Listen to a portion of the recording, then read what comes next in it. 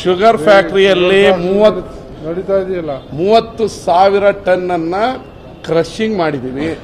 ಈಗ ಏನಾಗಿದೆ, 4 sugar factory ಮಂಡ್ಯದಲ್ಲಿದೆ. ನಾವು ಸರ್ಕಾರಿ ಸ್ವಾಮ್ಯದಕ್ಕೆ 5 ಇದೆ, ಸರ್ಕಾರಿ ಸ್ವಾಮ್ಯಕ್ಕೆ ಕೊಡಬೇಕು ಅಂತೇಳಿ ಆರ್ಡರ್ ಮಾಡಿದೀವಿ.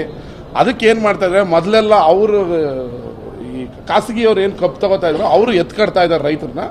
140 ಬ್ಯಾಚ್ ಬಿಟ್ಟು ಕಬ್ಬನ್ನ ಕ್ರಶಿಂಗ್ ಮಾಡ್ತಾ ಇದೀವಿ. ನಾನು ದಿಶಾ ಸಭೆಯಲ್ಲಿದ್ದೆ. ಕುಮಾರಸ್ವಾಮಿ ಅವರು ಅಧಿಕಾರಿಗಳ ಹತ್ರ ಮಾಹಿತಿ ತಗೊಂಡ್ರು, ಆಚೆ ಬಂದು ಉಲ್ಟಾ ಹೇಳಿದ್ರು. ನಾವೇನ್ ಮಾಡೋದು ಅದಕ್ಕೆ?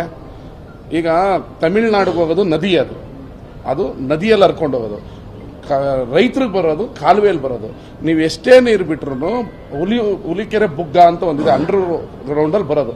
3,000 ಕ್ಯೂಸೆಕ್ಸ್ ನೀರು ಮಾತ್ರನೇ ಆಚೆಗೆ ಡಿಸ್ಚಾರ್ಜ್ ಆಗಲ್ಲ. ಈಗ 2,800 ಆಗಿದೆ. ಪ್ರತಿಯೊಂದಕ್ಕೂ ನೀರು ಬಿಡ್ತಾನೆ ಇದ್ದಾರೆ. ಯಾವತ್ತು ಸ್ಟಾರ್ಟ್ ಮಾಡಿದ್ದಾರೆ, ಜುಲೈ ಫಸ್ಟ್ ವೀಕ್ ಅಲ್ಲಿ